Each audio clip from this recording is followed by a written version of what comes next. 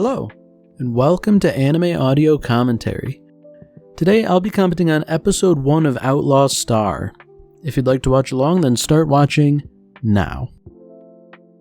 So, Outlaw Star holds, I guess, an interesting place in the overall catalog of things I've watched, because I watched it for the first time around about 2015, and in my mind, I always just sort of associate it with Trigun and Cowboy Bebop, in that they all sort of came out at the same time, and they all sort of have general similarities of sci-fi and bits of westerns and things like that. But Outlaw Star, to my mind, always seemed kind of like the redheaded stepchild of the three.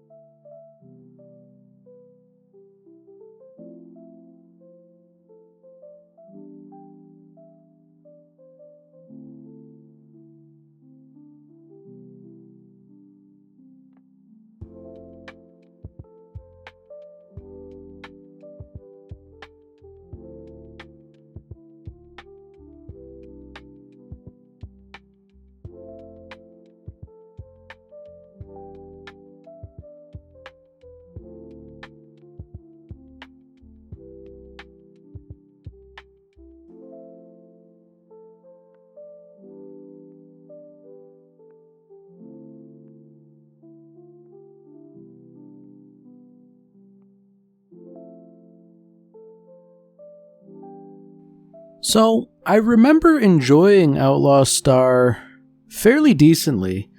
You know, obviously I didn't like it quite as much as Cowboy Bebop, but I liked it a fair bit more than Trigun, which I could never really get into, but just in terms of online discourse and discussion, it seems like a lot of people don't really, maybe not remember, but certainly they don't seem to care for Outlaw Star. And I guess, you know, I was a little curious about whether or not it holds up. Like, you know, it wasn't excellent that I remember, but, like, it was a good enough thing to watch, so I don't know, maybe it's worth talking about. You know, if nothing else, I do appreciate some good sci-fi, and I feel like it's slim pickings in terms of getting stuff like this these days, you know? So it seems like, just sort of in media res, we almost have a similar start to something like To Love Ru, you know, a bunch of people chasing a girl, and you know, when something like that happens, you know the hero has to stand up and save her. Like, that's just kind of how it goes. Because, like, no matter what the actual situation is, whether or not she's at fault, like, you can't just let this sort of thing happen. Now, we saw a little bit of it in the cold open before the title sequence, but one of the things that I find kind of interesting about Outlaw Star is the grappler ships. You know, these ships that sort of engage in hand-to-hand combat. I remember finding it kind of off-putting. Well, maybe off-putting isn't the right word, but like a little too bizarre. But I don't know. I'm wondering how I'll feel now, because, like, certainly at this point it seems tasteful, I guess. You know, using ships to essentially grapple others and prevent them from escaping. I don't know. I guess I'm curious about the overall tone of Outlaw Star, because I find of the three, you know, this, Cowboy Bebop, and Trigun, I like Cowboy Bebop the most, and largely this is due to the serious tone of it. You know, I don't know exactly why, but I could never really get into Trigun, and I think some of that was the sort of silliness of it. And, you know, maybe that's not the right way to describe it, but tonally, I guess it just wasn't working for me. So I'm wondering if Outlaw Star is going to have any problems like that. I certainly hope not. You know, I hope it's far better than I remember it being. You know, it would be nice to just sort of rediscover a masterpiece, you know?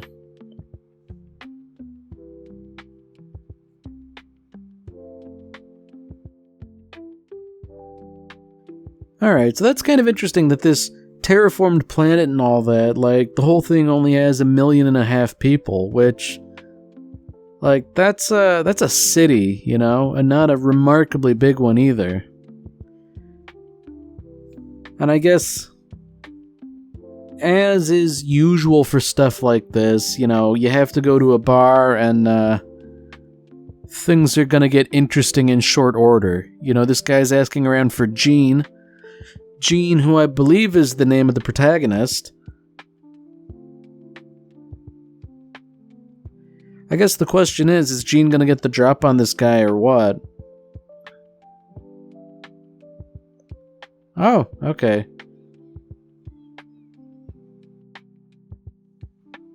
Well, that's interesting. It's kind of tactful of Jean to just, you know, leave the poker game before losing in order to fight this would-be combatant.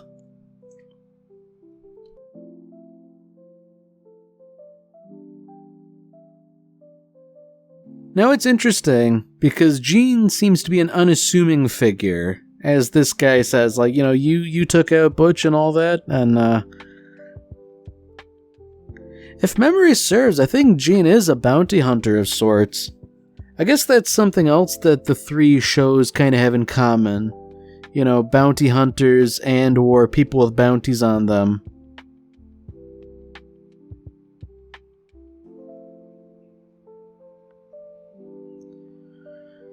Okay, so however unassuming Jean appears to be, he's far more competent, you know.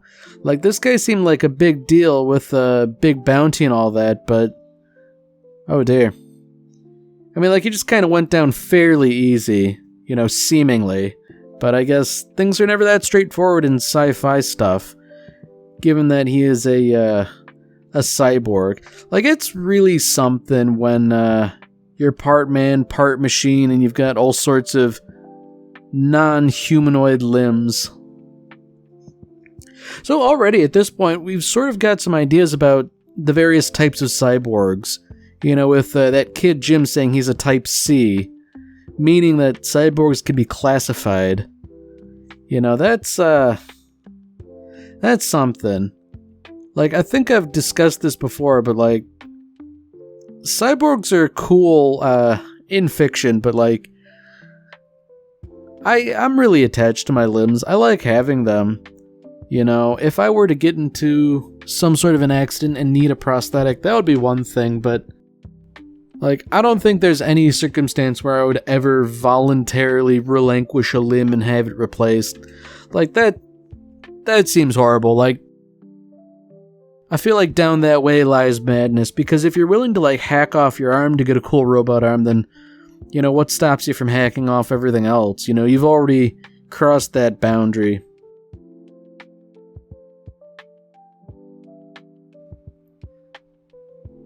So, I seem to recall that Jean and Jim here work together, but, I'm wondering if this is like a little bit of tension. Oh, okay. Yeah, I was gonna say, like, Jim's like, hey, let's go to a casino or something, but, like, you can't take a kid with you, you know?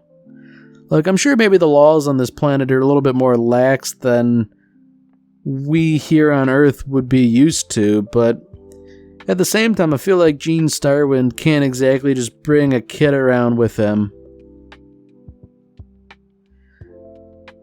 Now, I don't recall the exact arrangement between the two of them. Like, I guess I'm assuming they were partners or something, but Gene's probably kind of got like a parental role mixed in as well.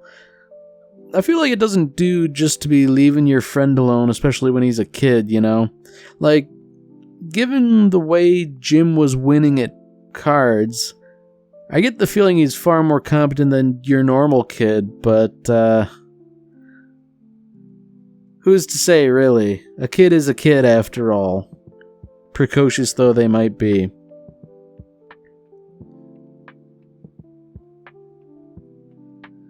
So now we have these guys again and their foot soldiers searching for the woman they keep making reference to. You know, I get the feeling that if Jean doesn't find her first, then Jim's probably going to.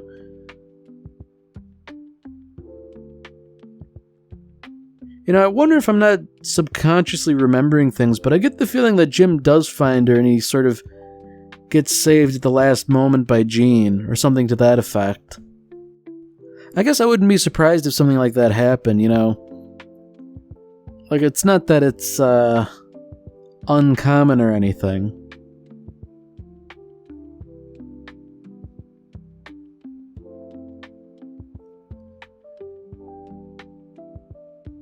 Ooh. Alright, that's a little wrinkle I don't remember. Jean doesn't have a ship, which he very clearly did before the title sequence. So, I guess the question is, when and where does he get his ship, and who gives it to him? I mean, you can't really have like a swashbuckling space adventure if you don't have a ship, right? You know, in the beginning of Cowboy Bebop, Jet and Spike were hanging out on the Bebop itself, so, you know, you kind of gotta have a ship. Although I guess, Jean and Jim, they've got their own, like, what would you call it? A brick and mortar store. I mean, not a store, really, like, they're bounty hunters, I assume, but it's interesting that they have, like, a physical location. Now, when Jim mentions a tractor repair job, it seems to me that these guys are less bounty hunters and more like people who will do whatever. You know, not that there's anything wrong with that, but I guess, it's kind of like Cowboy Bebop in the sense that money is probably, unfortunately scarce, and therefore they have to do whatever will give them some.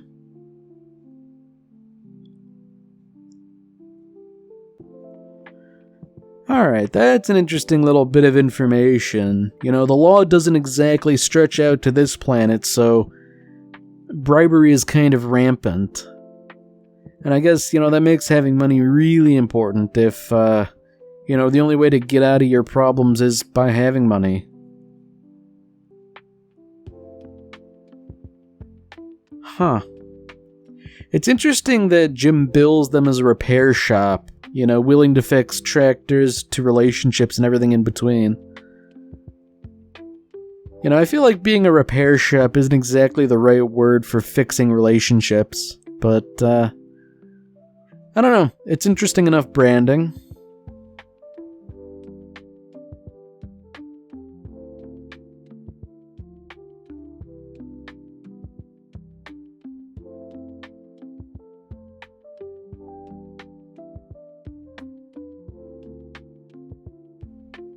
Okay. So it seems like Jim's doing a little background check on their potential customer here. And it seems like, she might be a little dangerous. You know, if she's wiring money for them to order things and the things she wants are, kind of interesting and hard to find. Yeah. Like, I think Jim's instincts are right here. Things are gonna hit the fan.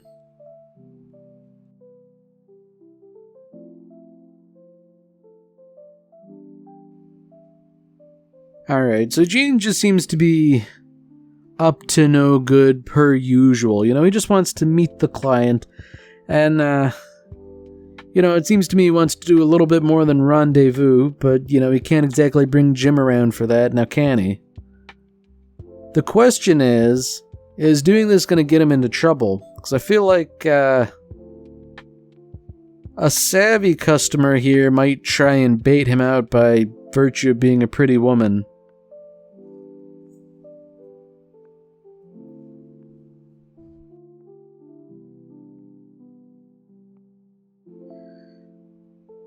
Okay.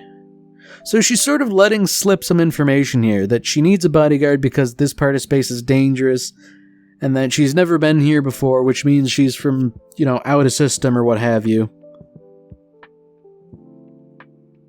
So she's also mentioning that she's here on a job, which, she's not mentioning what she does, which seems a little bit suspicious. It's not exactly like she's an engineer doing a site visit or something.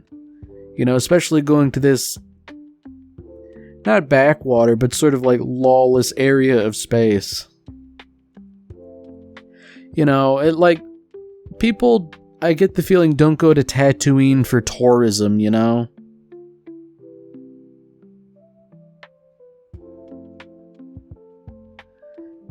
Alright, so now we have those neat little foot soldiers from before showing up. So it seems like, the woman was correct for wanting bodyguards. I guess the question is Jean up to the task of stopping these guys? Because, they do seem, kind of intimidating, but at the same time, they seem more disposed towards melee combat, and Jean, armed with a firearm as he is, I feel like if we can keep him at range, then he doesn't really have to worry about much.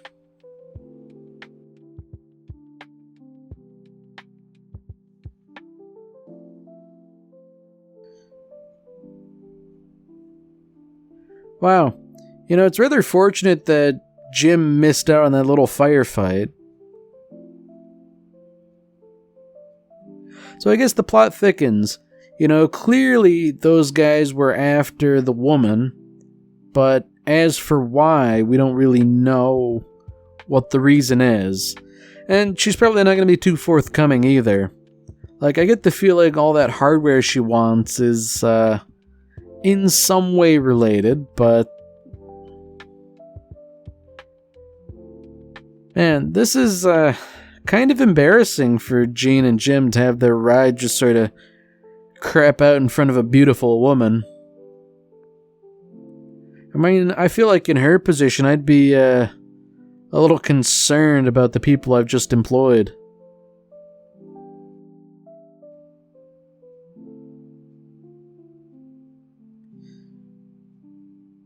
So that's interesting here, that, Jim recognizes those goons as belonging to the Pirate Guild, and that the Pirate Guild would have no reason to go after their client.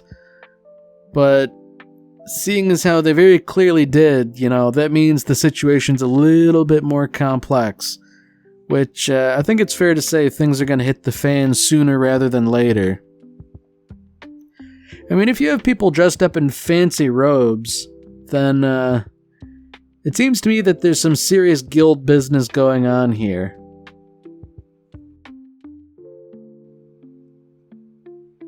Ooh.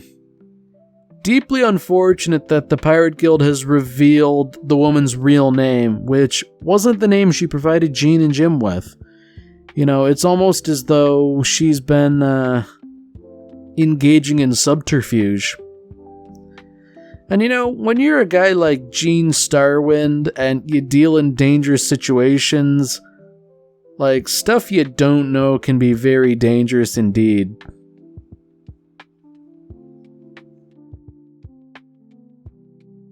Now this is interesting.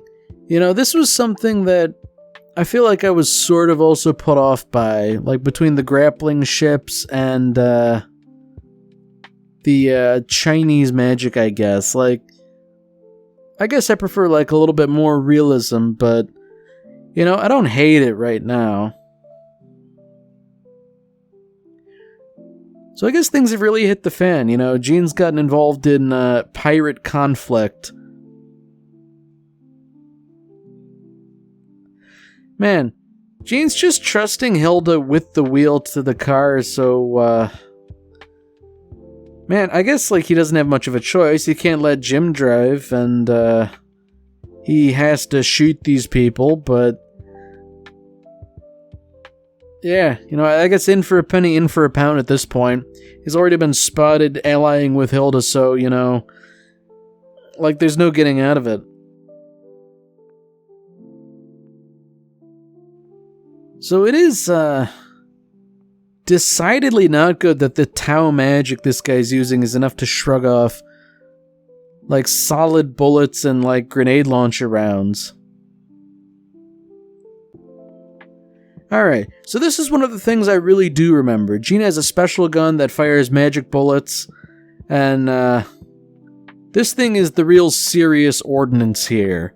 You know, while that guy could shrug off normal bullets and grenades, that number 3 shell, like, whatever that is, you know, that's a real serious thing.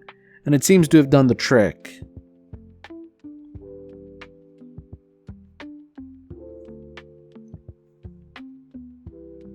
Oh, that was a little rude of Hilda, just to shoot Jean like that.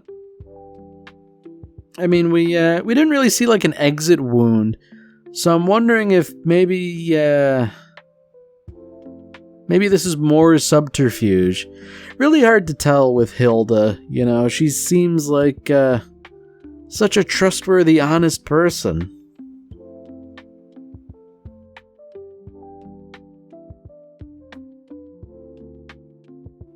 So... I guess, the matter of the trunk, like, this is probably what everyone's after, right?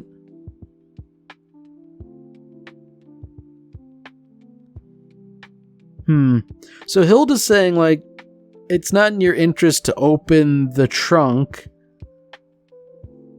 I mean, you can't really trust her, but at the same time, should you mess around with more pirate stuff than you're already screwing around with?